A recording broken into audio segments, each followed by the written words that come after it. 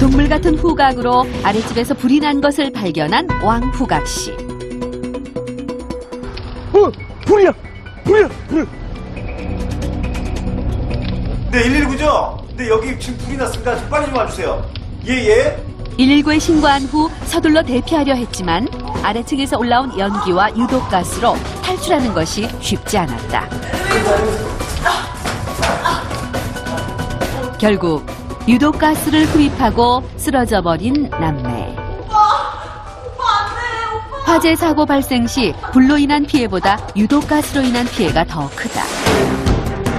유독가스는 화학물질이 많이 들어갈수록 많이 배출되는데 특히 건축물에 사용되는 단열재에는 각종 화학물질이 들어있어 화재 시 유독가스를 대량 배출한다. 단열재는 크게 불에 잘 타는 단열재와 불에 잘 타지 않는 단열재로 나뉜다. 소재가 다른 두 단열재를 태웠을 때 화학물질이 얼마나 나오는지, 어떻게 영향을 미치는지 실험주의 반응을 통해 확인해 보기로 했다.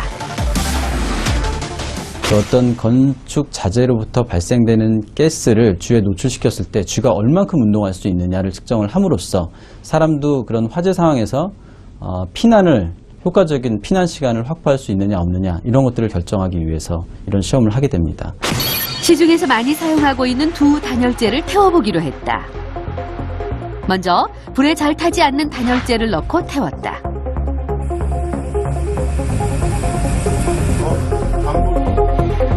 아직 활발하게 움직이는 실험쥐들. 유독가스가 나오기 시작하자 괴로운 모습이다. 15분 후 움직임은 현저히 느려졌지만 8마리 실험쥐 모두 움직임이 확인된다. 단열재를 꺼내 상태를 확인했다. 불이 닿은 단면만 그을렸을 뿐 손상이 많지 않았다. 이번에는 불에 약한 단열재를 태워보기로 했다. 아까와 마찬가지로 단열재에서 나오는 유독가스를 흡입했을 때 쥐들이 어떻게 반응하는지 지켜보기로 했다. 역시 활발하게 움직이는 쥐들. 타기 시작한 단열재. 타는 모양이 심상치 않다. 금세 실험실을 가득 메운 유독가스. 쥐들의 활동량을 나타내는 검은 줄은 5분이 지나자 급격히 줄어들었다. 15분이 지나고 단열재를 꺼냈다. 처음의 모습은 온데간데 없고 형체를 알아보기 힘들 만큼 새까맣게 타버렸다. 이 단열재에서 나온 유독가스를 흡입한 8마리 실험쥐는 모두 움직임을 멈추었다. 건축법으로 규정이 되어 있는데요. 쥐가 9분 동안 움직일 수 있으면 사람도 화재 상황에서 피난 가는데, 그러니까 도망할 수 있는 데까지 충분한 시간이 확보될 수 있다라고 규정하고 있습니다. 그러니까 즉 그 기준이 9분인데 미네랄 울 같은 경우에는 9분 이상이기 때문에 적합한 제품이고 우레탄인 경우에는 4분에서 5분이 나왔기 때문에 부적합한 결과가 측정이 되었습니다. 플라스틱과 천, 합성 목재, 고무 슬리퍼 등 집에서 사용하는 제품은 대부분 화학물질이 많이 들어있어 이들 역시 화재 시 많은 유독가스를 배출한다. 인체에 치명적인 유독가스에는 일산화탄소, 시화나수소 등의 질식성 가스와 점막을 자극하는 자극성 가스가 있다. 재질이 다른 가정용품들. 각각 어떤 유독가스가 발생할까? 주변에 흔히 접할 수 있는 것들인데요. 그 중에서 가장 독성이 많이 측정된 게 슬리퍼였습니다. 의외로. 아까 말씀드렸던 것처럼 슬리퍼는 자극성 가스와 질식성 가스가 다 나왔습니다. 슬리퍼 하나가 타면은 밀폐된 공간에서는 자극과 질식이 동시에 일어날 수 있는 거죠. 그래서 가장 독성이 강한 걸로 나왔고요.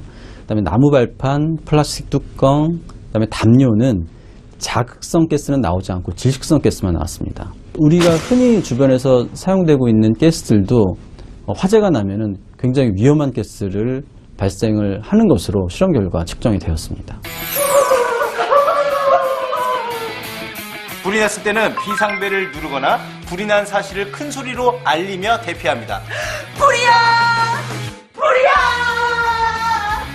연기 속을 통과할 때는 수건 등을 물에 적셔 입과 코를 막고 짧게 호흡합니다.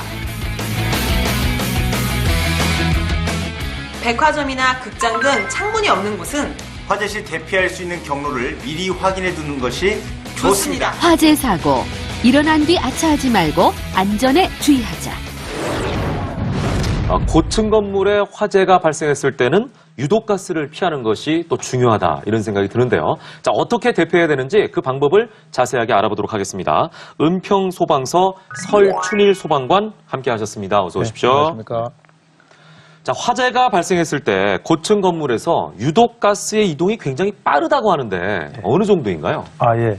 연기의 이동 속도는 네. 제각기 다른데요. 네. 수평 방향으로 이동할 때는 1초당 0.5에서 1m의 속도로 이동하고요. 네. 수직 방향으로는 2 내지 3m의 속도로 이동합니다. 네, 네. 하지만 계단에서는 강한 상승 부력에 의해서 무려 초에 3에서 5m의 속도로 빠르게 확산됩니다. 오. 따라서 고층 건물 화재 시 네.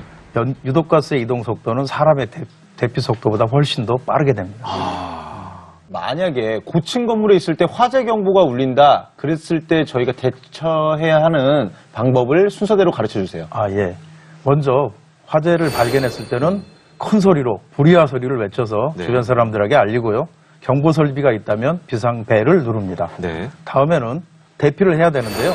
대피할 때 문을 열 때는 문 손잡이를 만져보아서 열기가 느껴지지 않으면 살짝 열고 밖으로 나온 다음에는 문을 닫아줘야 되겠습니다. 왜냐하면 연기나 열이 확산되는 것을 방지하기 위해서입니다. 다음으로는 엘리베이터를 사용하는 사람들이 굉장히 많은데요. 엘리베이터를 사용하게 되면 위험하기 때문에 계단을 이용해야 되고 가급적 지상으로 대피하는 것이 바람직하지만 유사시에는 옥상으로 대피를 해야 합니다. 화재 시에는 정전이나 합선 등으로 엘리베이터가 멈출 수가 있고요. 또한 엘리베이터가 다니는 그 통로는 유사시에 연기가 유입이 되게 되면 꼼짝할 수 없기 때문에 네. 화재 시에 엘리베이터를 탄다는 것은 굉장히 위험합니다. 네. 대피를 하다가 불길을 만날 수도 있고 그 유독가스를 마셔서 쓰러지는 경우가 있는데 이런 피해를 줄이기 위한 방법이 있을까요? 일단은 그 젖은 수건이나 담요 등으로 자신의 몸을 보호해야 되고요. 또한 그 연기 속에서는 물에 적신 수건으로 코와 입을 막고 최대한 자세를 낮춘 다음에 신속하게 대피를 하셔야 되겠습니다. 사실은 건물 안에 화재가 발생했을 때 대피를 못할 경우에는 예. 이제 건물 안에 남아 있어야 되잖아요. 그렇습니다. 그런 경우에는 어떻게 대처하는 게 좋을까요? 건물 안에 만약에 갇혀 있을 경우에는 안으로 연기가 들어오지 못하도록 일단 차단을 해야 되는데요. 네. 방법은 물에 적신 수건들을 이용해서 문틈새를 꼼꼼하게 막아주시고요.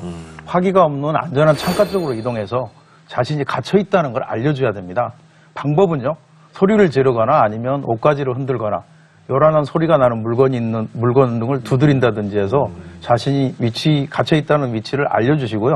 또한 전화가 있다면 휴대전화를 이용해서 119에 자신의 위치를 정확하게 알려주는 게 중요합니다. 네. 자, 고층 빌딩에서 화재가 발생했을 때는 당황하지 않고 신속하게 대처하는 초기 대응이 무엇보다 중요하다고 할 수가 있겠는데요.